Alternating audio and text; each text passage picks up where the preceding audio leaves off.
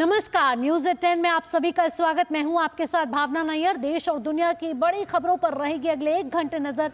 बताएंगे आपको आरजी कर मेडिकल कॉलेज और अस्पताल में जूनियर डॉक्टर के साथ हुए अत्याचार को लेकर आज छात्र प्रदेश सचिवालय यानी कि नबन्ना भवन के आसपास नवन्ना अभियान की शुरुआत करेंगे। साथ ही नजर होगी आगामी जम्मू कश्मीर और हरियाणा विधानसभा चुनावों पर। इसके अलावा चंपई सोरेन के राजनीतिक भविष्य से उठ चुका है पर्दा। संवाददाताओं से लेंगे तमाम अपडेट। शुरुआत करते हैं न्यूज 10 की हेडलाइंस के साथ। मुख्यमंत्री ममता बनर्जी के इस्तीफे की मांग को लेकर कोलकाता में छात्रों का नबन्ना अभियान आज। पुलिस ने कहा मार्च के लिए नहीं ली गई अनुमति। बीजेपी ने कहा शांतिपूर्ण प्रदर्शन से नहीं रोक सकती पुलिस।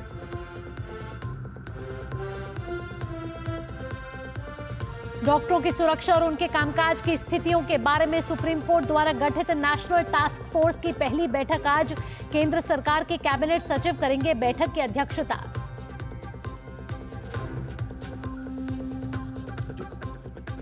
जम्मू कश्मीर विधानसभा चुनाव के पहले चरण के लिए नामांकन का आखिरी दिन 18 सितंबर को 24 सीट पर मतदान। कांग्रेस और नेशनल कॉन्फ्रेंस ने जारी की उम्मीदवारों की पहली सूची।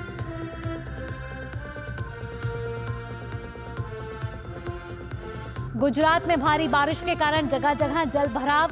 सौराष्ट्र, कच्छ और मध्य गुजरात में आज भी कई इलाकों में भारी बारिश का दौर। सभी प्राथमिक स्कूल बंद।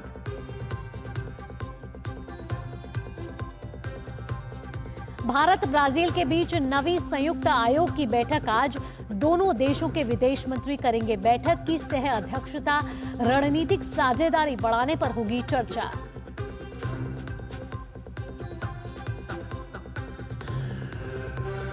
मथुरा के श्री बांके बिहारी मंदिर में आज होगी जन्माष्टमी। कान्हा के जन्मोत्सव पर होने वाली मंगला आरती के लिए उमड़े श्रद्धालु। मुंबई में दही हांडी की धूम।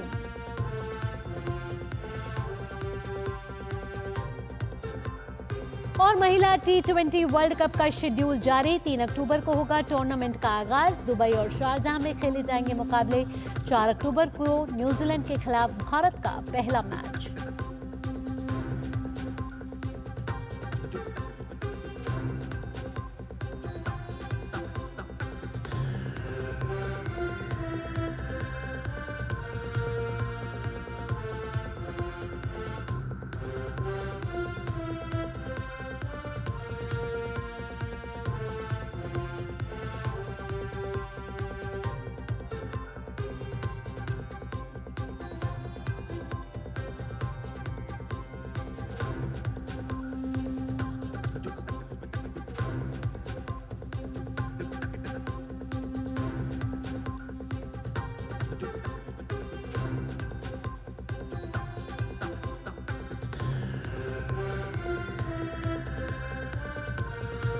तो महिला T20 वर्ल्ड कप का शेड्यूल जारी हो चुका है। आपको बता दें कि 3 अक्टूबर को इस टूर्नामेंट का आगाज होने वाला है और दुबई और शारजाह में ये मुकाबले खेले जाएंगे। सभी को इस महिला T20 वर्ल्ड कप का इंतजार है, जिसमें भारत की तरफ से शानदार प्रदर्शन करने की उम्मीद की जा रही है। आपको बता दें कि 4 अक्टूबर को न्यूजीलैंड के खिलाफ भारत का पहला मैच होगा और ये शेड्यूल जारी होने के बाद टूर्नामेंट का आगाज हो चुका है और इस टूर्नामेंट का आगाज 3 अक्टूबर को होगा। और सुर्खियों के बाद अब खबरें विस्तार से। शुरुआत करते हैं न्यूज 10 की बड़ी खबर के साथ। कोलकाता में पुलिस ने किलेबंदी कर दी है। यहां पश्चिम बंगाल छात्र संगठन की ओर से राज्य सचिवालय नबन्ना तक आज मार्च निकालने की तैयारी है, लेकिन ममता सरकार और कोलकाता की पुलिस नहीं चाहती कि ऐसा कोई अभियान निकाला जाए। डॉक्टर के साथ रेप मर्डर केस के बाद इंसाफ की मांग कर रहे छात्रों ने अब मुख्यमंत्री से इस्तीफा मांगा है, लेकिन पुलिस कह रही है कि ऐसे किसी अभियान के लिए परमिशन ली ही नहीं गई।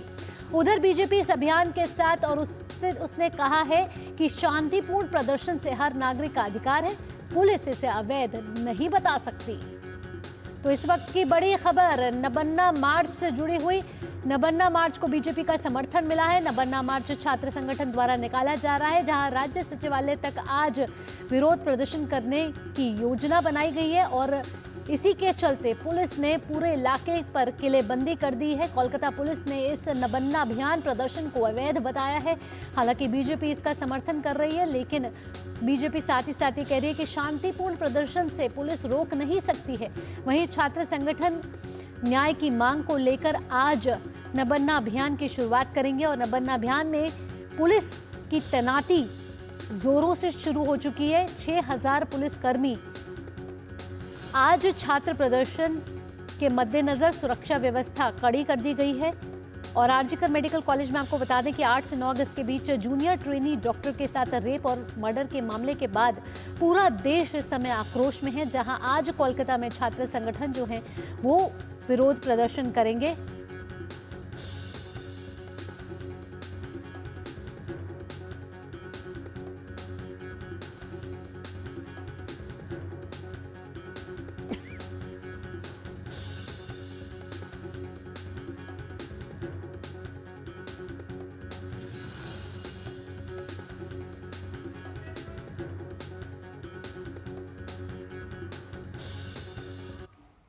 लीगल इलीगल बोलने का अधिकार पुलिस को क्या है? लोकतांत्रिक देश में कोई भी प्रोटेस्ट कर सकता है और सुप्रीम कोर्ट ने बोला है कि शांतिपूर्वक कोई भी मार्च हो, प्रोटेस्ट हो, उसमें पुलिस बाधा नहीं डाल सकता है। तो कोई गड़बड़ होगा, कोई कानून व्यवस्था को डिस्टर्ब करेगा तो पुलिस अपना व्यवस्था लेगा, नहीं तो प्रोटेस्ट कोई भी कर सकता है। नाल घोष क्या बोलते हैं उससे क्या फर्क पड़ने वाला है? जो घटना हुई जिसका विरोध में प्रोटेस्ट हो रहा है उनका सरकार क्या किया? सरकार वो अपने ऊपर ये अपराध को क्यों ले रहे हैं? उनकी जिम्मेदारी था तुरंत दोषियों को कटघरे में पहुंचाना, कानून के हवाले करना। वो नहीं कर रहे हैं, बचाने का प्रयास कर रहे हैं, तभी गुस्सा बढ़ रहा है, लोग विरोध में उतर रहे हैं, एविडेंस खत्म कर देंगे। कोई लिखित आवेदन नहीं है, ये रेस्ट्रिक्टेड एरिया है। आंदोलन की आड़ में कोई दुष्कृति या कोई भी आदमी हिंसा फैलाना चाहता है या कुछ गड़बड़ करना बिल्कुल भी बर्दाश्त नहीं होगा। और जो भी आप करना चाहते हैं कानून को मान कर करें। प्रोसीजर नहीं हो रहा है, इसलिए हम कह रहे हैं कि उनका ये जो नबानो अभियान है ये बेआईनी है। इस बीच पश्चिम बंगाल के राज्यपाल सीवी आनंद बोस ने अपील की है कि रेप मर्डर केस के बाद फूटे आक्रोश के बाद लोग शांतिपूर्ण तरीके से विरोध प्रदर्शन करें। In the context of the peaceful protest announced by the student community of West Bengal tomorrow and the reported suppression of the protest by certain instructions from the government, I would urge upon the government to remember the strong pronouncement of the Honorable Supreme Court of India. Let not the power of the state of West Bengal be unleashed on peaceful protesters. Democracy can have a silent majority. Not silenced majority. Remember that.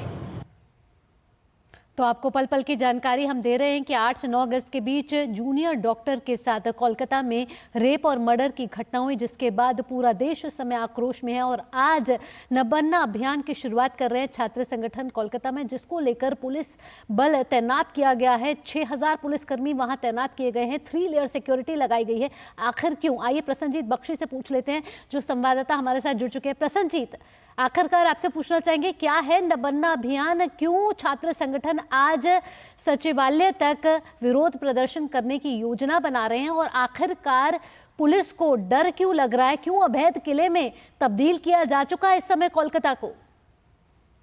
देखिए, एक बात तो पहले हमारे दर्शकों को बता दें कि कल रात से बारिश है कोलकाता में और भयंकर बारिश है। लेकिन ऐसे जहां तक हमें खबर है कि इसके बावजूद भी जो लोग हैं, जो आकर्षित लोग हैं, वो सारे इस नबानो अभियान, नबानो मतलब बंगाल की सेक्रेटेरिएट सचिवालय तक अपना अभियान करने के लिए निकल पड़े हैं। हम यहाँ जहाँ पे खड़े हैं ये कालीघाट के पास है और यहाँ से करीब 1 से 1.5 किलोमीटर दूरी पर नबानो है। तो हम कुछ ही देर में वहां तक पहुंच जाएंगे। बात यह है कि पुलिस का ये डर का वजह क्या है ये हमें भी समझ में नहीं आ रहा है, क्योंकि किसी इस तरह की एक अभियान को बेआईनी बोलना, इसमें कोई मतलब नहीं है। हम सरकार के खिलाफ, इन छात्रों का कहना है कि हम सरकार के खिलाफ प्रदर्शन करने जा रहे हैं, तो सरकार से हम परमिशन मांगेंगे, ऐसा हो ही नहीं सकता है। किसी देश में या भारत में नहीं होता है, किसी लोकतंत्र में नहीं होता है।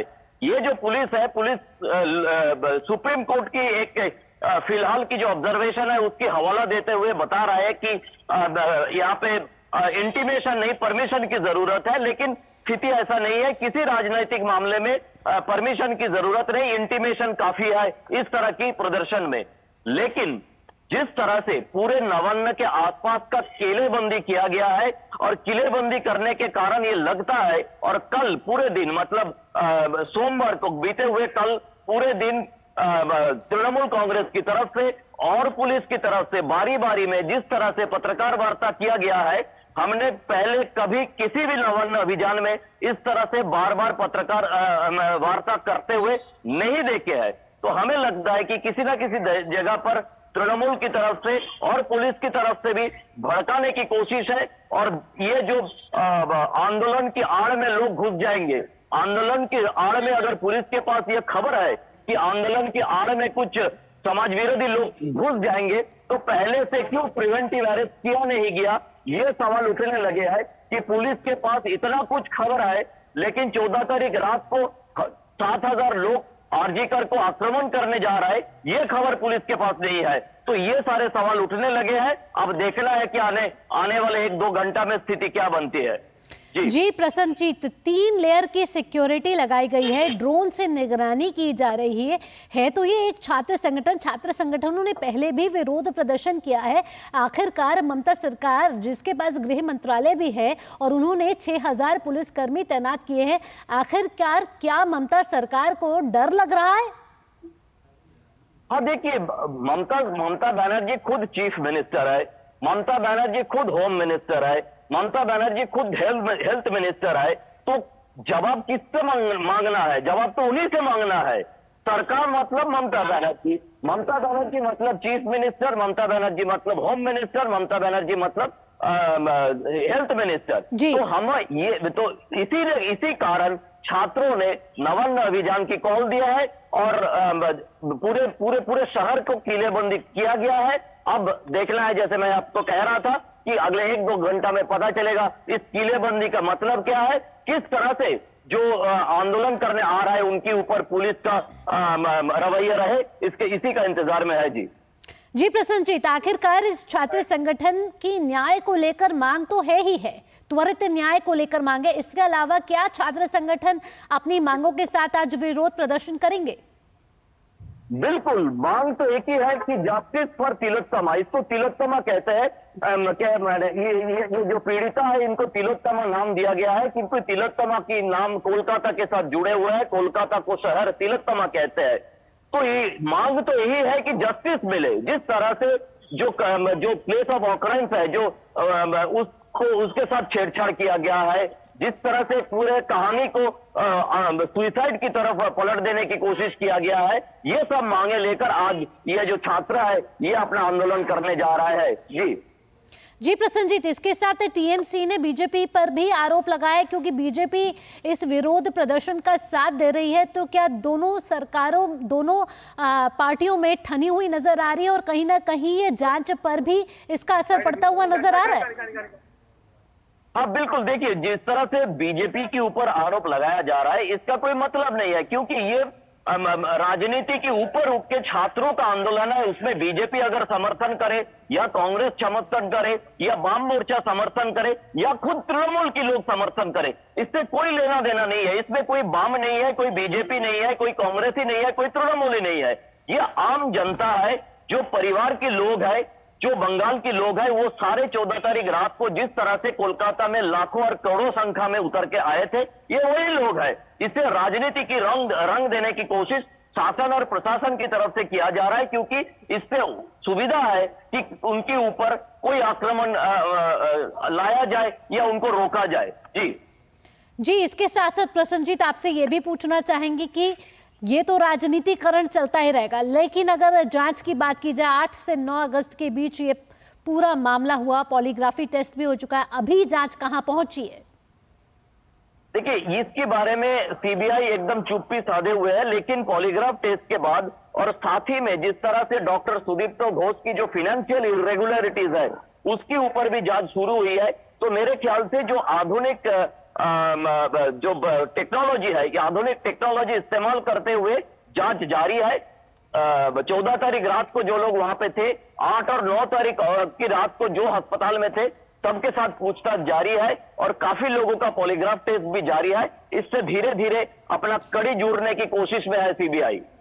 जी प्रसन्नजीत, जिस तरीके से आपने वित्तीय अनियमितताओं की भी बात की, आरजीकर अस्पताल की एक एसआईटी भी गठित की थी, वो किस तरीके से जांच को आगे बढ़ा रही है? नहीं जी, एसआईटी को अदालत ने पूरी तरह से नकार दिया है और एसआईटी को नकार के ये जांच भी सीबीआई को दिया गया है। इसीलिए सीबीआई सिर्फ रेप और मर्डर केस की जांच नहीं कर रही है, साथ ही साथ डॉक्टर संदीप घोष और उनसे मिले हुए बाकी जो लोगों का आर्थिक अनियमितता है, इसका जांच भी सीबीआई की तरफ से किया जा रहा है। और इसी के कारण कल पूरे कोलकाता और आसपास इलाका में 15 प्रेमिसेस पर छापे मारे गए सीबीआई की तरफ से, तो दोनों ही सीबीआई की जिम्मे में है अभी जी प्रसन्नजीत, इसके साथ साथ जिस तरीके से आप नबन्ना अभियान की बात कर रहे थे, अब से 2 घंटे के बाद आप बता रहे हैं कि नबन्ना अभियान की शुरुआत की जाएगी, विरोध प्रदर्शन करते हुए छात्र संगठन नजर आएंगे। आप जिस जगह पे अभी खड़े हैं, क्या छात्र जुड़ने शुरू हो चुके हैं? क्योंकि वहां तेज बारिश हो रही है। 1-1.5 किलोमीटर दूरी पर है, अगले 10-15 मिनट में उस जगह पे पहुंच जाएंगे हम। ये कालीघाट भवानीपुर एरिया है, मतलब ये जो एरिया है ये ममता बनर्जी का इलाका है, अभिषेक बनर्जी के यहाँ से आधा किलोमीटर दूर इन लोगों का घर है और एक तरफ नवान्न है। मैं पहुंच जाऊंगा अगले 10-15 मिनट में। जी, जिस जगह अभी आप प्रसन्नजीत खड़े हैं, क्या वहां पर भी पुलिस कर्मियों की तैनाती की गई है? नहीं, यहाँ से नहीं, अभी थोड़ी दूर से तैनाती शुरू होगी। जी, इसके अलावा प्रसन्नजीत, पुलिस आज जिस तरीके से छात्र संगठन विरोध प्रदर्शन कर रहे हैं, उनको किस तरीके की योजना बनाने की या फिर पुलिस किस तरीके से आज काम करती हुई नजर आ सकती है? देखिए, एक तरह से जो जगह से नवान्न की तरफ लोग जा सकते हैं, वो सारे के सारे जगह को कॉर्डन ऑफ किया गया है। जैसे किलेबंदी आप कह रही थी, तो मतलब आजू बाजू में जो साउथ ईस्टर्न रेल की स्टेशन है, वहां पे भी किलेबंदी कर दिया गया। जो ईस्टर्न रेलवे की स्टेशन है, वहां पे भी किलेबंदी कर दिया गया। Howrah bridge, second Hooghly bridge, ये सब जब कहते हैं हम, ये सारे के सारे के ऊपर जो गाड़ियों की आवाजाही है उसके ऊपर रोक लगा दिया गया है। तो एक तरह से हम कह सकते हैं कि नवान्न को एक आइलैंड की तरह ट्रीट किया जा रहा है कि किसी न किसी तरह नवान्न के ऊपर। और एक खबर हमारे पास है, लेकिन वो अनकंफर्म्ड है, कि चीफ मिनिस्टर ममता बनर्जी आज अपने सचिवालय ऑफिस में नहीं जाएंगे। जी, तो इससे तो साफ नजर आ रहा है, ये खबर जरूर है सूत्रों के हवाले से, लेकिन ममता बनर्जी डरी हुई नजर जरूर आ रही है छात्र संगठन के इस शांतिपूर्ण विरोध प्रदर्शन के चलते। प्रसन्नजीत, साथ साथ आपसे ये भी पूछना चाहेंगे, जो छात्र संगठन आज विरोध प्रदर्शन कर रहे हैं, उन छात्र संगठनों के क्या नाम आप तक पहुंच चुके हैं? हाँ, इससे सिर्फ पश्चिम बंगाल छात्र समाज यही कहला जा रहा है। इसमें कोई संगठन की नाम नहीं है, कोई संगठन इसमें जुड़े हुए नहीं है, कोई संगठन की कोई भी झंडा आज इसमें दिखाई नहीं देगा, ऐसा उनकी तरफ से मांग है, उनकी तरफ से कहना है, दावा है। और कल प्रेस क्लब में प्रेस कॉन्फ्रेंस करके ऐसा ही उन्होंने बताया है। जी प्रसन्नजीत, इसके अलावा मैं पूछना चाहूंगी कि 2 घंटे के बाद आपने बताया कि छात्रों का विरोध प्रदर्शन शुरू हो जाएगा, कितने छात्रों की आज जुड़ने की उम्मीद बताई जा रही है? देखिए, ये बड़ी अगर पुलिस की जो डरावना स्थिति है, प्रशासन की जो डरावना स्थिति है, उससे अगर अंदाजा लगाए तो इसमें संख्या काफी होने का मेरे ख्याल से जो ये छात्र समाज के नेता है, ये लोग आशा कर रहे हैं। क्योंकि नहीं तो पुलिस की तरफ से इतना घेराबंदी, इतना तैनाती, शासन प्रशासन की तरफ से इस तरह से बारी बारी में प्रेस कॉन्फ्रेंस, ये शायद नहीं हो पाता और हमने कभी पहले नहीं देखा है। मेरे ख्याल से पुलिस का जो सोच है कि काफी सारे लाखों संख्या में लोग आ सकते हैं, लेकिन ये पूरी की पूरी हमें थोड़ी देर बाद पता चलेगा। जी प्रसन्नजीत, इन तमाम जानकारियों के लिए आपका बहुत बहुत धन्यवाद। तो लगातार हम दर्शकों को ये सूचना दे रहे हैं कि आज पश्चिम बंगाल की मुख्यमंत्री ममता बनर्जी के इस्तीफे की मांग को लेकर मंगलवार को छात्रों ने नबन्ना अभियान प्रदर्शन का ऐलान किया है, यानी कि अब से कुछ देर बाद नबन्ना अभियान की शुरुआत होगी। आपको बता दें कि हावड़ा में स्थित नबन्ना भवन राज्य सचिवालय है और पश्चिम बंगाल छात्र समाज नाम के संगठन ने ये प्रदर्शन को बुलाया है। बीजेपी ने भी इस विरोध प्रदर्शन का समर्थन किया है। हालांकि इस प्रदर्शन को देखते हुए कोलकाता में सुरक्षा व्यवस्था पुख्ता कर दी गई है और टीएमसी ने इस प्रदर्शन को बीजेपी की साजिश बताया है। हालांकि ये छात्र संगठन लगातार कह रहे हैं कि शांतिपूर्ण तरीके से ये विरोध प्रदर्शन करेंगे, लेकिन पुलिस की तैनाती कर दी गई है। करीब 6000 पुलिसकर्मी तैनात कर दिए गए हैं। वहीं 3 लेयर सुरक्षा व्यवस्था की गई है। ड्रोन से निगरानी की जा रही है। कोलकाता की सड़कों पर इस समय भारी पुलिस बल तैनात है और आपको बता दें कि अधिकारियों को सतर्क रहने के निर्देश दिए गए हैं। कोलकाता में इस समय तेज बारिश हो रही है, लेकिन पुलिस बल पूरी तरीके से तैनात है। और आपको बता दें कि इस प्रदर्शन का आयोजन जो है पश्चिम बंगाल छात्र समाज नाम के संगठन जो है वो कर रहा है और वो लगातार 3 मांगे कर रहा है। ये मांगे हैं अभया के लिए न्याय, अपराधी के लिए मौत की सजा और ममता बनर्जी का इस्तीफा।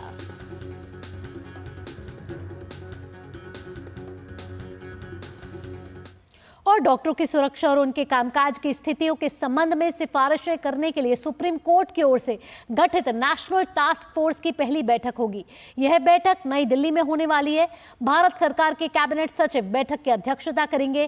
केंद्रीय गृह सचिव, राष्ट्रीय चिकित्सा आयोग के अध्यक्ष surgeon vice admiral R Sarin, अखिल भारतीय आयुर्विज्ञान संस्थान के निदेशक डॉक्टर एम श्रीनिवास और एम्स के न्यूरोलॉजी की पूर्व प्रोफेसर डॉक्टर पद्मा श्रीवास्तव इस कार्यबल के सदस्यों में शामिल होंगे।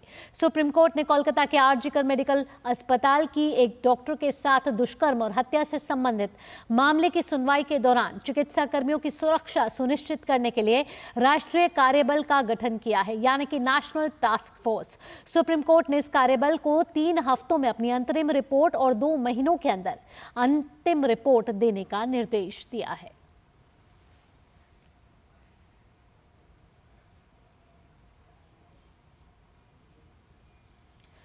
रुक रहे हैं यहाँ कुछ पलों के लिए, जल्द हाजिर होते हैं। आप जुड़े रहिए न्यूज़ 10 के साथ। कब तक लंबी लाइनों में उम्र बिताइएगा? डिजिटल पेमेंट अपनाइए, चुटकी में हल पाइए।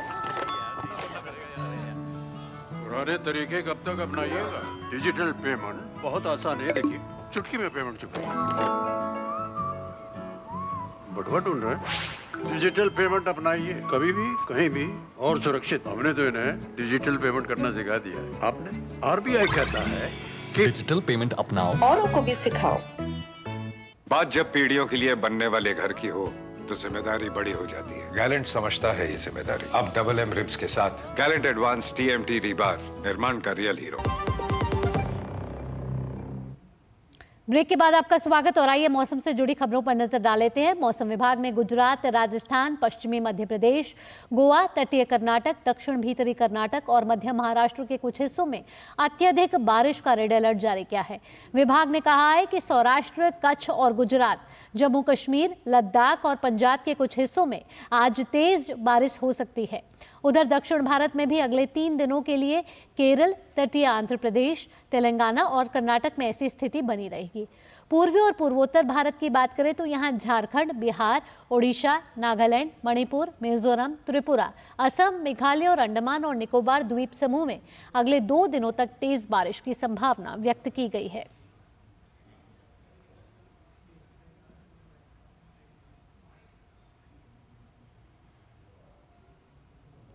खबर है अब गुजरात से जुड़ी हुई, जहां बाढ़ और बारिश का कहर जारी है। आपको बता दें कि भारी बारिश के चलते पूरे राज्य में जनजीवन अस्त व्यस्त हो गया है। मौसम विभाग ने गुजरात के लिए पूर्वानुमान जारी किया है, जहां बारिश को लेकर अलर्ट जारी किया गया है। पहले से ही गुजरात में भारी बारिश के कारण बाढ़ की स्थिति हो गई है। भारी बारिश के अलर्ट के बाद राज्य के सभी प्राथमिक स्कूल आज बंद रहेंगे, जबकि माध्यमिक और उच्चतर माध्यमिक स्कूलों के खुलने या बंद होने का निर्णय जिला प्रशासन पर छोड़ दिया गया है। गुजरात में अत्यधिक भारी बारिश की चेतावनी के मद्देनजर मुख्य सचिव राजकुमार की अध्यक्षता में एक समीक्षा बैठक भी हुई है। सौराष्ट्र, कच्छ और मध्य गुजरात में संभावित बारिश के प्रभावों की समीक्षा करते हुए उन्होंने सभी जिलों के प्रशासन को पूर्व आवश्यक तैयारियों और सतर्कता के निर्देश भी दे दिए हैं। सभी संबंधित विभागों को बारिश के बाद पानी भरने, रोगों के फैलाव और बिजली आपूर्ति की बहाली के लिए सतर्क रहने की निर्देश दे दिए गए हैं।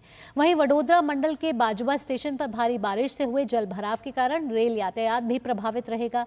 बाढ़ की स्थिति का जायजा लेने के लिए कल केंद्रीय गृह मंत्री ने गुजरात के मुख्यमंत्री से बात की थी।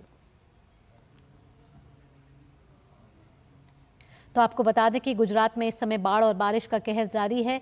लगातार बारिश होने से प्राथमिक स्कूल के छात्राओं की अवकाश घोषित कर दिया गया है। वहीं माध्यमिक और उच्चतर कक्षाओं के लिए जिला प्रशासन पर जिम्मा छोड़ दिया गया है। आपातकाल से निपटने के लिए एनडीआरएफ पूरी तरीके से तैयार नजर आ रही है।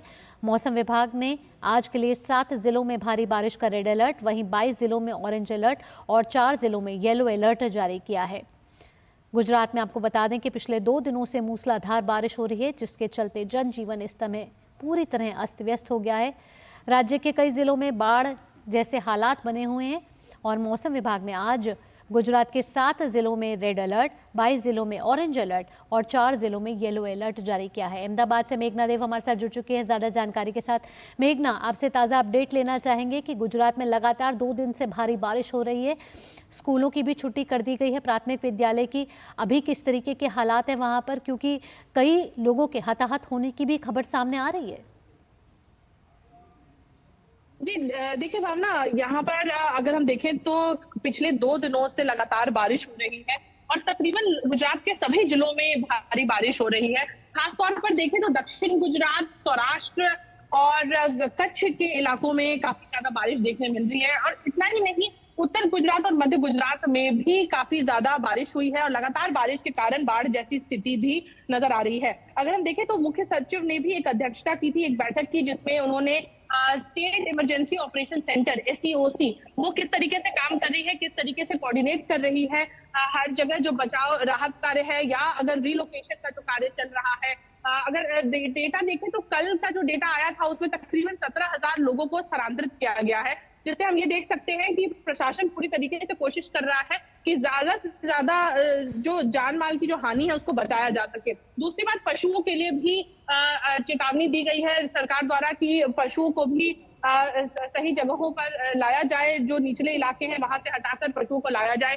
कोस्ट गार्ड ने भी लगातार मछुआरों के लिए एडवाइजरी भी जारी की है, उनको कहा जा रहा है कि वो सी में ना जाएं और दरिया के पास भी ना जाएं। इस हिसाब से अगर देखें तो पूरी तरीके से प्रशासन ने और ना केवल इतना ही, अगर हम देखें तो दक्षिण गुजरात के कई इलाके जैसे वलसाड है, नवसारी है, जैसे डांग है, इन सभी जगहों पर काफी ज्यादा बारिश नजर आ रही है, जिसके कारण अगर हम देखें तो बाढ़ जैसी स्थिति भी उत्पन्न हुई है। दूसरी बात अगर देखें तो अगर जलाशयों की बात करें तो कई जलाशय जो हैं, तकरीबन 200 से अधिक जलाशय हैं गुजरात में, जिसमें कई जलाशय अगर देखें तो भर चुके हैं, 100% कैपेसिटी पे भर चुके हैं, कई भरने पर हैं और कुछ जलाशयों में ऐसा बताया जा रहा है कि ओवरफ्लो की स्थिति भी पैदा हो गई है। तो अगर ये देखा जा सकता है कि अगर अगले कुछ दिन, जिस तरीके से मौसम विभाग का अनुमान है, अगर कुछ अगले कुछ दिन भी बारिश इस तरीके से ही बनी रही तो कई डैम्स के दरवाजों को खोलना पड़ेगा, जिसके लिए और प्रिकॉशनरी मेजर्स लेने पड़ सकते हैं। जी मेघना, जहां पर आप खड़ी हैं अहमदाबाद में, वहां तेज हवाएं लगातार हमको नजर आ रही हैं। हम आपसे सुबह भी बात कर रहे थे, लगातार तेज हवाएं चल रही हैं। अगर बात करें मेघना तटीय इलाकों की, तो यहाँ एनडीआरएफ और एसडीआरएफ की टीम को भी तैनात किया गया है। क्या वहां पर किन्हीं लोगों को इवैक्यूएट भी किया गया है? जी बिल्कुल, अगर हम देखें तो वहां से भी लोगों को इवैक्यूएट किया गया है। मोरबी और कई जगहों पर ऐसी घटनाएं बन रही हैं जहां पर अगर हम देखें तो विजुअल्स में भी हम दिखा सकते हैं कि जो गाड़ियां हैं वो कॉजवेज पार नहीं कर पा रही हैं। कई जगहों पे सर्च ऑपरेशन भी, मोरबी में जो घटना हुई उसमें सर्च ऑपरेशन चलाना पड़ा, जिसमें कि अगर हम देखें तो कई लोग बताए जा रहे हैं।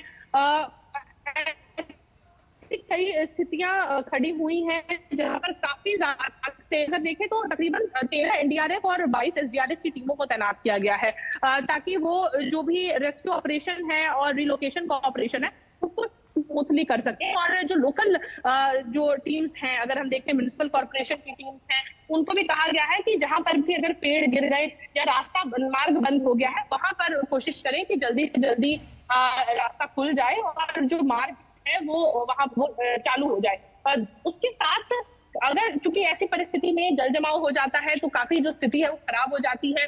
अगर हम डिजीजेस की बात करें, रोग जी बात करें, तो जल जनित रोगों की भी आशंका रहती है, जिसके लिए भी दवाई के छिड़काव के निर्देश दिए गए हैं। हालांकि अगर हम देखें तो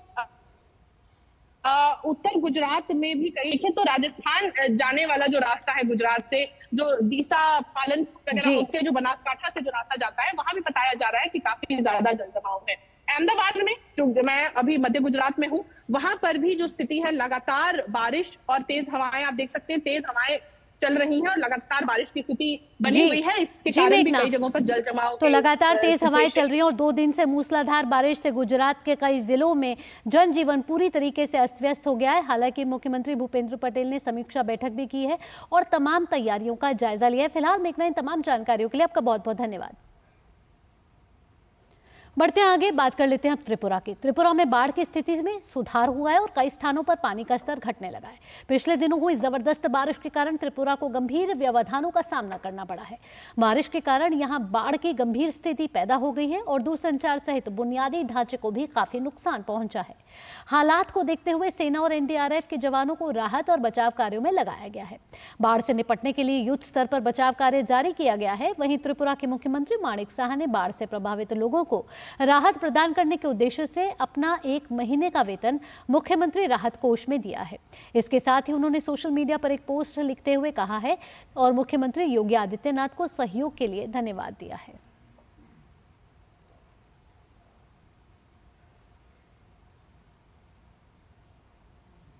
न्यूज़ 10 में आगे बढ़ते हुए बात कर लेते हैं आगामी जम्मू कश्मीर और हरियाणा विधानसभा चुनाव से जुड़ी खबरों की।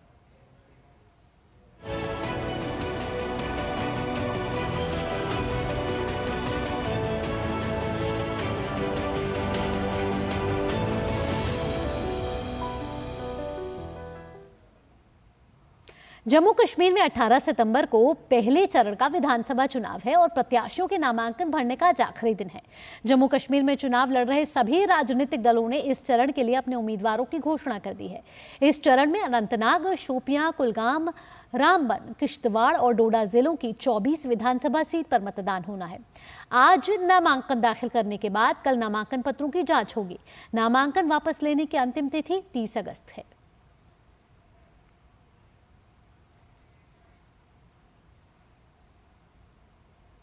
जम्मू कश्मीर विधानसभा चुनाव के लिए नेशनल कॉन्फ्रेंस और कांग्रेस ने गठबंधन के बाद कांग्रेस पार्टी ने 9 उम्मीदवारों की सूची जारी की है। इसके तहत त्राल से सुरिंदर सिंह चन्नी, देवसर से अमानुल्लाह मंटू, दुरू से गुलाम अहमद मीर, अनंतनाग से पीरजादा मोहम्मद सैयद, इंदरवाल से शेख जफरुल्ला, भद्रवाहा से नदीम शरीफ, डोडा से शेख रियाज, डोडा वेस्ट से डॉक्टर प्रदीप कुमार भगत, बनिहाल से विकार रसूल वान को अपना उम्मीदवार बनाया गया है।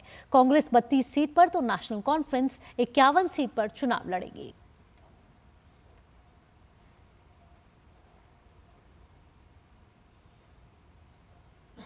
वहीं बात अगर नेशनल कॉन्फ्रेंस की जाए तो उन्होंने 18 उम्मीदवारों की पहली सूची जारी कर दी है।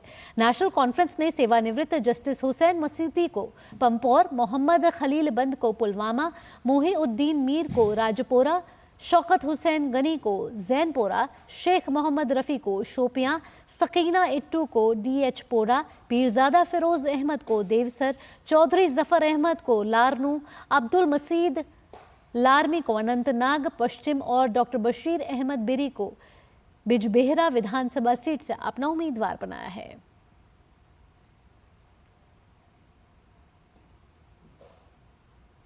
बढ़ते आगे, ऑल झारखंड स्टूडेंट्स यूनियन के प्रमुख सुदेश महतो ने आगामी झारखंड विधानसभा चुनाव के लिए भाजपा के साथ गठबंधन की पुष्टि की है। सुदेश महतो ने नई दिल्ली में केंद्रीय गृह मंत्री अमित शाह से मुलाकात की। बैठक में झारखंड के विकास, वर्तमान राजनीतिक हालात और आगामी विधानसभा चुनाव से संबंधित विभिन्न विषयों पर गहन चर्चा हुई है। इस अवसर पर आजसू प्रमुख ने कहा है कि एनडीए सरकार झारखंड राज्य के लिए आवश्यक है और हम एकजुट होकर चुनाव लड़ेंगे।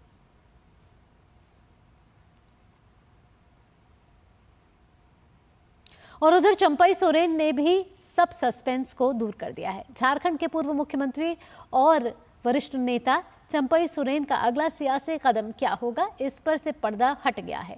30 अगस्त को रांची में भारतीय जनता पार्टी में शामिल होंगे। असम के मुख्यमंत्री और झारखंड में भारतीय जनता पार्टी के चुनाव प्रभारी हेमंत बिस्व शर्मा ने सोशल मीडिया पर इसके बारे में घोषणा की है। चंपई सोरेन ने उनके साथ कल नई दिल्ली में केंद्रीय गृह मंत्री अमित शाह से मुलाकात की। हाल ही में चंपई सोरेन ने झारखंड मुक्ति मोर्चा के नेतृत्व पर उनका अपमान करने का आरोप लगाया था।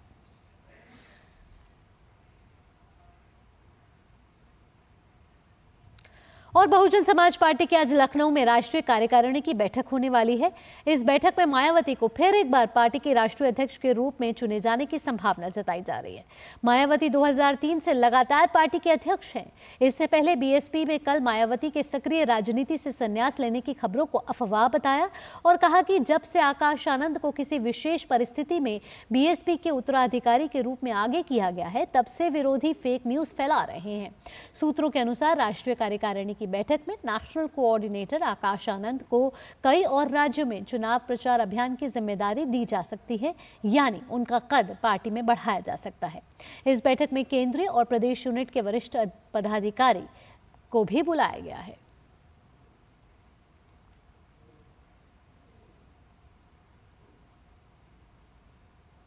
और जन्माष्टमी का पावन पर्व हो और दही हांडी ना फोड़ी जाए, ऐसा भला कैसे संभव है, खास तौर पर महाराष्ट्र में। जी हां, मुंबई समेत देश भर के कई हिस्सों में आज दही हांडी उत्सव धूमधाम से मनाया जा रहा है। दही हांडी का त्योहार भाद्रपद में श्री कृष्ण जन्माष्टमी के दूसरे दिन यानी कि नवमी को मनाया जाता है। इसमें दही से भरी हांडी को रस्सी की मदद से ऊंचाई पर टांग दिया जाता है और फिर गोविंदाओं की टोली के बीच इसे फोड़ने की होड़ मच जाती है। मुंबई में दही हांडी को लेकर दीवानगी इस कदर है कि रिकॉर्ड बनाने वाले गोविंदा समूह को सबसे बड़ा इनाम दिया जाता है। मुंबई पुलिस ने आज के दिन के लिए सुरक्षा के खासे इंतजाम किए हैं। जगह जगह पर पुलिसकर्मियों को तैनात किया गया है। वहीं दही हांडी उत्सव में राजनीतिक दलों और बॉलीवुड हस्तियों की भी मौजूदगी देखी जा सकती है। तो कृष्ण जन्माष्टमी के बाद दही हांडी का उत्सव आज धूमधाम से मनाया जा रहा है और मुंबई में इस उत्सव की बहुत चर्चा रहती है और दही हांडी के लिए कई इनाम भी दिए जाते हैं। और मुंबई से दादर से रूही मलिक हमारे साथ जुड़ चुकी हैं। रूही, कृष्ण जन्माष्टमी के बाद अब दही हांडी का उत्सव मुंबई में इसको खूब धूमधाम से मनाया जाता है। कैसे मनाया जा रहा है मुंबई में आज दही हांडी का उत्सव, क्योंकि गोविंदा आ ला रे? जी बिल्कुल सही कहा आपने, गोविंदा आला रे और मुंबई में तो बहुत ज़ोर शोर से आया है। हर साल की तरह मुंबई में गोविंदा बहुत ही ज़ोर शोर से आते हैं। मेरे पीछे आप देख रहे हैं, हम दादर के इलाके में हैं। यहाँ पे एक 20 से 25 फीट की मटकी लगी हुई है। इन्हें अभी कुछ देर पहले और महिलाओं ने बहुत अच्छे से ये मटकी को सक्सेसफुली फोड़ा है। तो यहाँ पे ये जो टाटा है लगातार चलता ही रहेगा। और दादर जो है ये बहुत ही प्रोमिनेंट इलाका है, ये बहुत ही फेमस इलाका है। जितने भी गोविंदा है वो फील करते हैं कि पहले शुरुआत यहाँ से की जाए, वो एक शुभारंभ यहाँ से होता है। तो वो इतनी पॉपुलर जगह पे अब हम खड़े हैं और यहाँ मशहूर है क्या हंडियाँ, यहाँ पे 30-30 40-40 फीट की हंडी होती है। हमारे सामने तो अभी ये 20 फीट की एक हंडी है।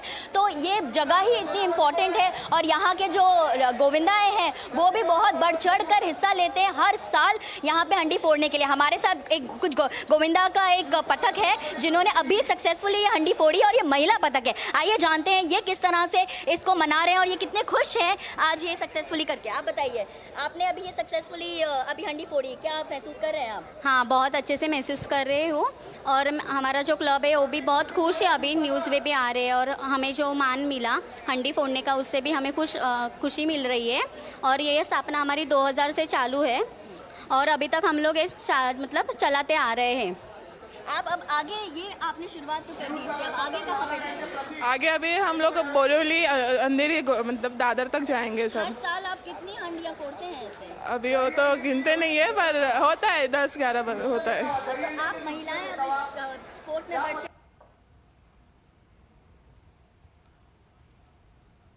तो रूही मलिक हमें लगातार दही हांडा से जुड़ी झलकियां हमको दिखा रही हैं, जिसमें उन्होंने अभी अभी बताया कि महिला टोली ने दही हांडी जो है वो फोड़ दी है। और इस समय आप ये तमाम तस्वीरें देख रहे हैं जहां दही हांडी का उत्सव मुंबई में जोरों शोरों से मनाया जा रहा है। और कृष्ण जन्माष्टमी के बाद दही हांडी के उत्सव की चर्चा रहती है और सभी इसमें बढ़ चढ़कर हिस्सा लेते हैं, जिसमें महिला टोली भी आज बढ़ चढ़कर हिस्सा ले रही है। और रूही मलिक हमें दिखा रही थी ये तमाम नज़ारे, जिसमें महिला टोली ने अभी अभी दही हांडी का उत्सव मनाया है और मटकी फोड़ी है। और उसके बाद वो लगातार बता रही थी कि किस तरीके से इस उत्सव को हर्षोल्लास के साथ मनाया जा रहा है। और देश की आर्थिक राजधानी कहा जाता है मुंबई, जहां दही हांडी का त्यौहार खूब हर्षोल्लास और उत्साह के साथ मनाया जाता है। और इस त्यौहार में जन्माष्टमी के दूसरे दिन कृष्ण भक्त ऊंचाई पर टंगी दही से भरी हांडी को फोड़ते हैं। इसमें इनाम भी रखा जाता है और इसे फोड़ने के लिए भक्तों की टोलियां काफ़ी दिन पहले से ही अभ्यास करना शुरू कर देती हैं। और ये तमाम तस्वीरें आप देख रहे हैं मुंबई से, जहां आज दही हांडी का उत्सव मनाया जा रहा है और लगातार ये गुंजायमान हो रहा है कि गोविंदा आ ला रे। और दही हांडी के उत्सव को मनाने की एक लंबी प्रथा भी है और मुंबई में इसको खूब उत्सव के साथ मनाया जाता है। रूही, आपके पास फिर आना चाहेंगे। आप महिला टोली से बात कर रही थी, वो लगातार हमें जानकारी दे रही थी, हमें बता रही थी कि कितनी खुशी है उनके मन में कि उन्होंने आज शुरुआत की है दिन की और मटकी फोड़ दी है। हाँ जी बिल्कुल, यहाँ पे और महिलाएं हैं जो बताएंगी उन्होंने किस तरह से सक्सेसफुली ये मटकी फोड़ी और वो कितनी खुश है। और आगे आप बताइए, आप कितना खुश हैं? बहुत बहुत खुश है, बहुत। और आगे आप किस तरह से अब लेके जाना चाहेंगे इसे? अभी हम लोग दादर से बाहर घूमने जाएंगे और अलग अलग पूरे साल में हम लोग पूरे दिन में 15 से 20 हो ही जाता है। 15 से 20 मिनट। तो आप क्या कहना चाहेंगे, और महिलाएं जब इस चीज़ में अब हैं तो आप क्या कहना चाहेंगे उनको? और आइए हमारे साथ हमारे टीम में शामिल होइए। और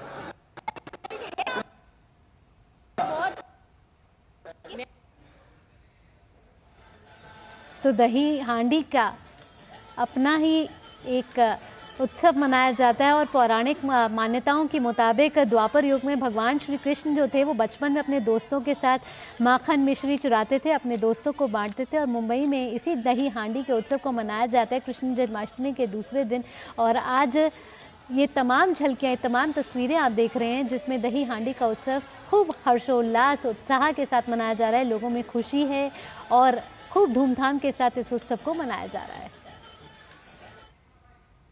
आगे बढ़ते हैं। भारतीय नौसेना ने छत्रपति शिवाजी महाराज की प्रतिमा को हुई क्षति पर गहरी चिंता व्यक्त की है, जिसका अनावरण सिंधु दुर्ग के नागरिकों के प्रति समर्पण के रूप में 4 दिसंबर 2023 को नौसेना दिवस पर किया गया था। राज्य सरकार और संबंधित विशेषज्ञों के साथ नौसेना ने इस दुर्भाग्यपूर्ण दुर्घटना के कारण की तुरंत जांच करने और जल्द से जल्द मूर्ति की मरम्मत और पुनः स्थापित करने के लिए कदम उठाने के लिए एक टीम की भी प्रतिनियुक्ति की है।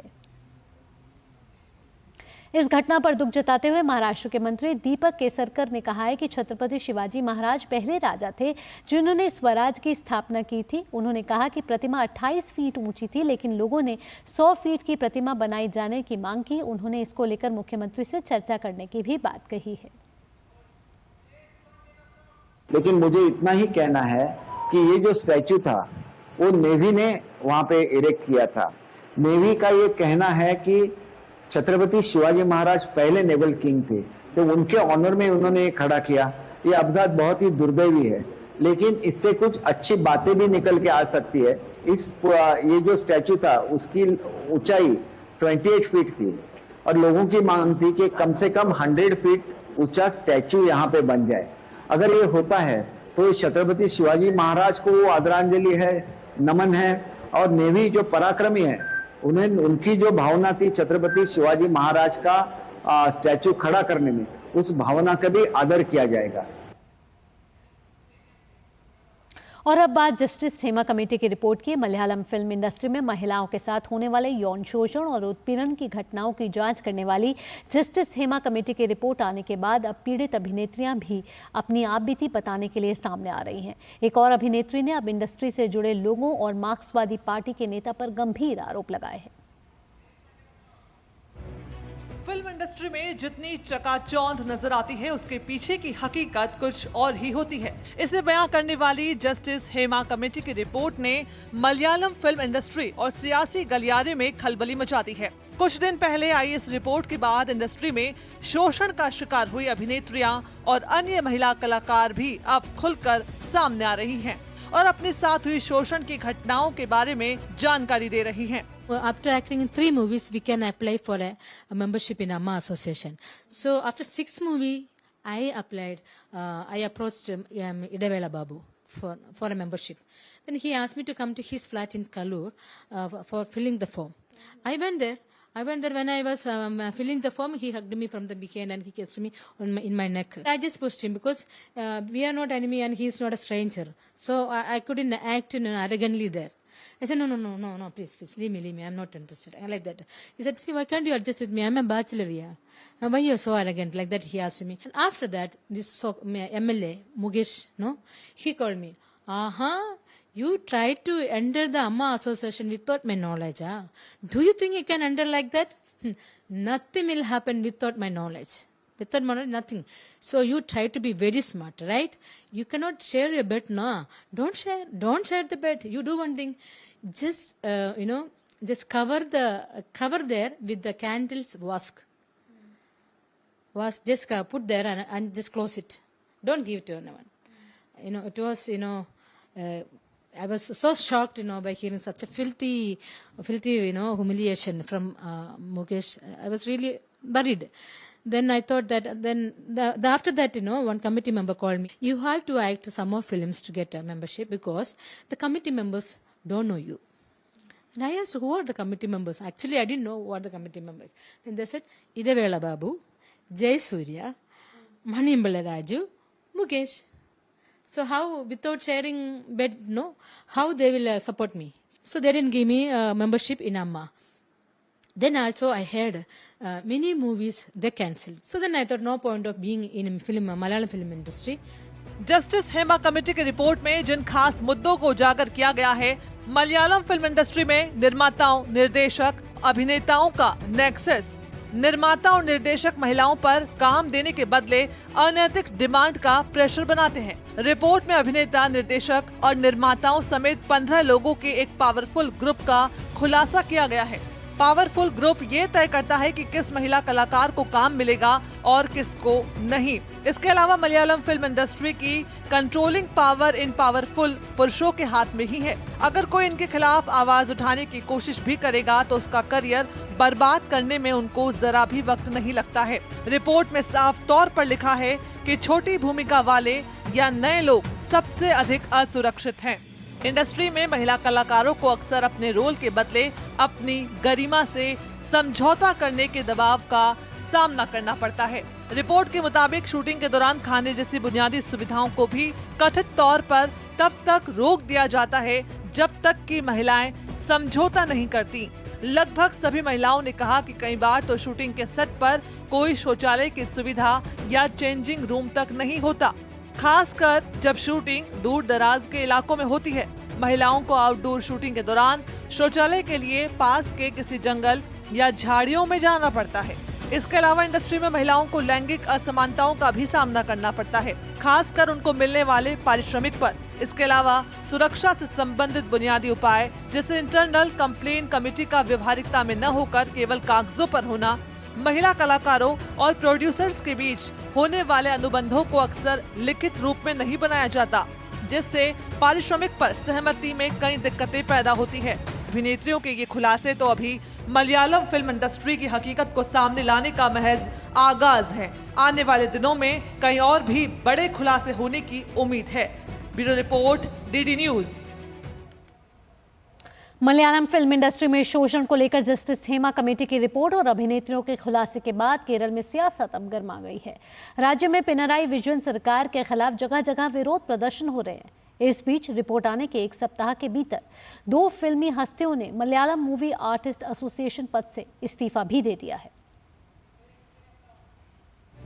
मलयालम फिल्म उद्योग में महिलाओं के साथ चौंकाने वाला भेदभाव, शोषण और यौन उत्पीड़न का खुलासा करने वाली जस्टिस हेमा समिति की रिपोर्ट पर केरल की फिल्म इंडस्ट्री और सियासी गलियारे में भूचाल आ गया है। मलयालम फिल्म उद्योग में महिलाओं के साथ चौंकाने वाले भेदभाव, शोषण और यौन उत्पीड़न का खुलासा करने वाली जस्टिस हेमा समिति की रिपोर्ट पर केरल की फिल्म इंडस्ट्री और सियासी गलियारे में भूचाल आ गया है। कई अभिनेत्रियां सिनेमा जगत की जानी मानी हस्तियों पर यौन उत्पीड़न के आरोप लगा रही हैं। वरिष्ठ मलयालम अभिनेता सिद्दीकी ने एक अभिनेत्री द्वारा लगाए गए आरोपों के बाद association of Malayalam movie artists AMMA के महासचिव के रूप में अपना पद छोड़ दिया है। जाने माने फिल्म निर्माता रंजीत को भी केरल चलचित्र अकादमी के अध्यक्ष पद से हटना पड़ा। CPIM के विधायक M मुकेश और अभिनेता जय सूर्या समेत कई मशहूर हस्तियों पर आरोपों के बाद राज्य भर में जगह जगह विरोध प्रदर्शन किए जा रहे हैं। कोल्लम में भाजपा और कांग्रेस दोनों ही दलों ने विरोध मार्च निकाला। भाजपा नेता V मुरलीधरन ने राज्य सरकार पर शोषण के आरोपियों को बचाने का आरोप लगाया है। The victims of the sexual harassment in the Malayalam film industry have come out openly. It's more than 48 hours that these statements have been made in public. But the police or the government has not decided till now to register the FIR. Government is trying to protect the people who have been accused of such harassment. विपक्ष के नेता VD Satheesan ने राज्य के संस्कृति मंत्री साजी चेरियन के इस्तीफे की मांग की है। सतीशन ने पीड़ितों का अपमान करने और आरोपियों को बचाने का आरोप लगाया है। Government has been hiding the report for the last nearly 5 years. In the report, so many actresses, those who are working in the field of film, Malayalam film, they made their complaints to the committee. From the report itself, it is very clear that a series of offences have been already committed. Unfortunately, government is not ready to investigate into the allegations in the Justice Hema Committee. That itself is very clear that government is trying to save the culprits. They are trying to protect the culprits.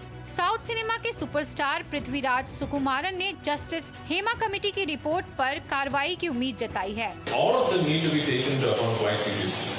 Absolutely. I mean, if allegations have been made, thorough investigations need to be followed up with. And if these investigations lead to the allegations being proven right, proven correct, there has to be exemplary punishments handed out. On the other hand, if the allegations are false, even then there will have to be exemplary punishments handed out on the other side of it.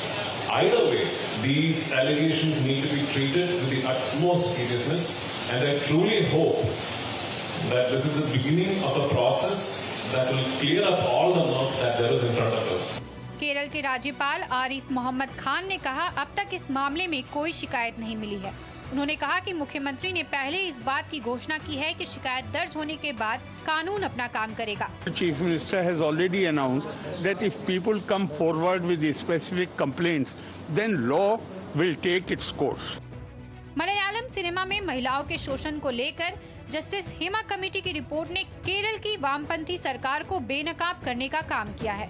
अब जबकि पीड़ित अभिनेत्रियां खुलकर सामने आ रही हैं, तो उम्मीद की जा रही है कि इंडस्ट्री में उत्पीड़न मुक्त वातावरण बनाने के लिए विजयन सरकार सख्त कार्रवाई जरूर करेगी। Bureau report, DD news. बढ़ते आगे, 2019 में केंद्र शासित प्रदेश बने लद्दाख के विकास पर केंद्र सरकार का खासा जोर रहा है। पिछले 5 वर्षों में लद्दाख में हुए विकास कार्यों पर गृह मंत्रालय ने एक वीडियो जारी किया है।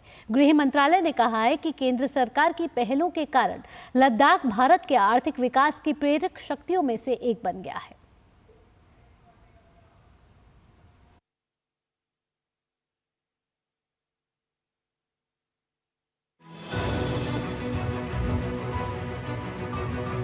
लैंड ऑफ पासेस के नाम से जाना जाने वाला और हिमालय की गोद में बसा है केंद्र शासित प्रदेश लद्दाख। विराट संभावनाओं वाला लद्दाख पिछली सरकारों के भेदभाव के चलते विकास की दौड़ में कहीं पीछे छूट गया था। 2014 के बाद से ही प्रधानमंत्री नरेंद्र मोदी के नेतृत्व में इस क्षेत्र की ओर विशेष ध्यान देते हुए जम्मू और कश्मीर राज्य के समग्र विकास के लिए 80,068 करोड़ की लागत से 63 परियोजनाओं वाले प्रधानमंत्री विकास पैकेज 2015 की घोषणा की। इन 63 परियोजनाओं में से 21,441 करोड़ की 9 परियोजनाएं विशेष रूप से लद्दाख के लिए थी। इतने प्रयासों के बावजूद ये क्षेत्र विकास की राह में अभी भी पिछड़ रहा था।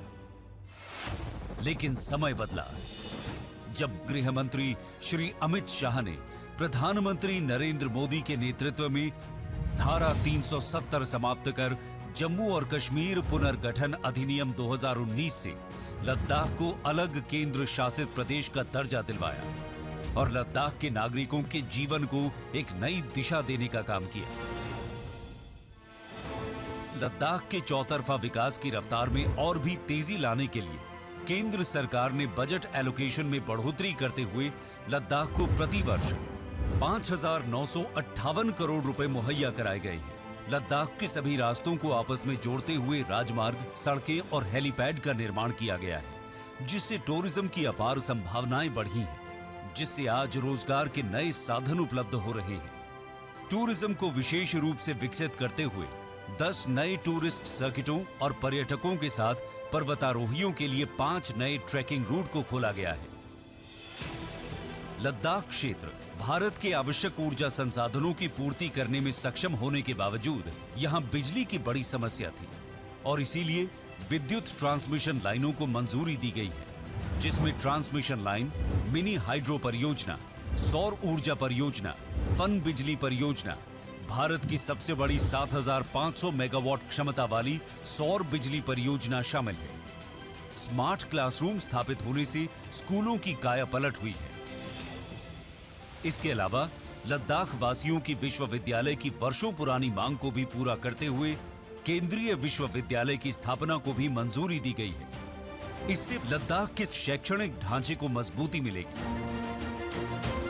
लद्दाख के लोगों की स्वास्थ्य की चिंता करते हुए स्वास्थ्य के क्षेत्र में नए कीर्तिमान रचे हैं, जिसमें कारगिल और लेह में न सिर्फ नए अस्पतालों का निर्माण हुआ, बल्कि बाल चिकित्सा आईसीयू, वयस्क आईसीयू वार्ड, ऑक्सीजन युक्त बिस्तरों की सुविधा भी उपलब्ध कराई गई है। लद्दाख के संपूर्ण विकास के लिए सिडको की स्थापना की गई है। साथ ही लेह में 1,000 मैट्रिक टन कोल्ड स्टोरेज का निर्माण और लद्दाख ग्रीन हाउस परियोजना की शुरुआत की गई है। गृह मंत्री श्री अमित शाह ने ऐतिहासिक पहल करते हुए लद्दाख क्षेत्र के लिए पहले विंटर ग्रेड डीजल बिक्री केंद्र का शुभारंभ किया, जिससे अत्यंत ठंड के मौसम में लोगों की समस्याओं का समाधान हुआ है। 2019 के बाद से लद्दाख अपने आने वाले भविष्य की एक मजबूत नींव रख रहा है और एक ऐसे क्षेत्र का निर्माण कर रहा है जो आने वाले दिनों में विश्व पटल पर अपनी एक नई पहचान के साथ युगों युगों तक चमक बिखेरता रहेगा।